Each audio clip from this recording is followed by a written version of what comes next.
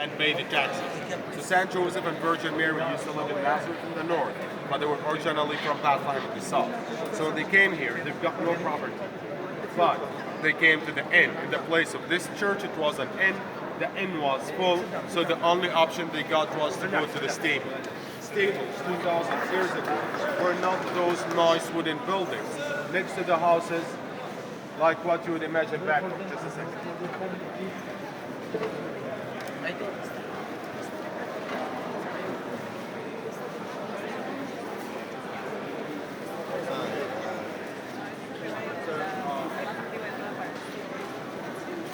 Again, stables were not those nice wooden buildings. They were only caves. That was the only option because it was the time for Virgin Mary to give birth to the baby Jesus, right? So therefore they went to the stable, and there where Jesus was born.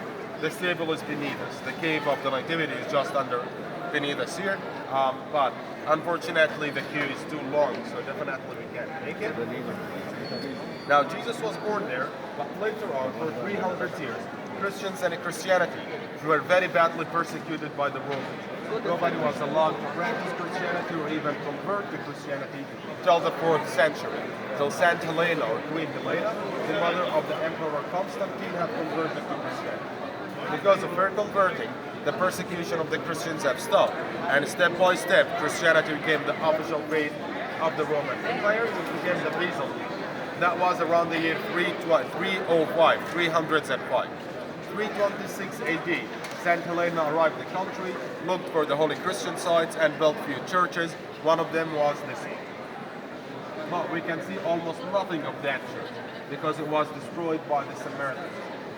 Right? Samaritans in 529 or 530 did a revolution against the Byzantines. In their rebel, they attacked, burned, and destroyed most of the churches, including this one. Okay?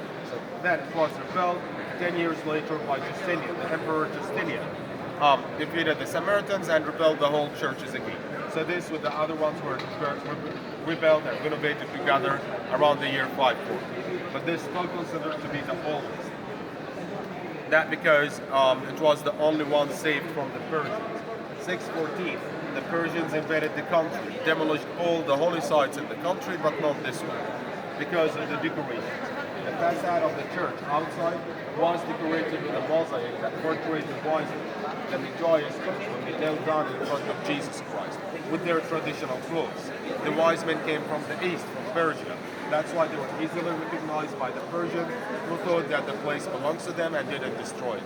So it's the only church in the country still in its place for 1,500 years.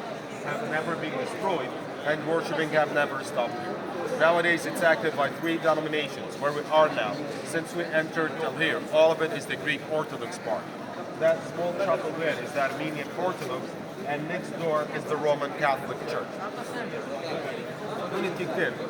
3 of them have the right to celebrate ceremonies and services inside the grotto, and that's the reason of the queue, because each one of them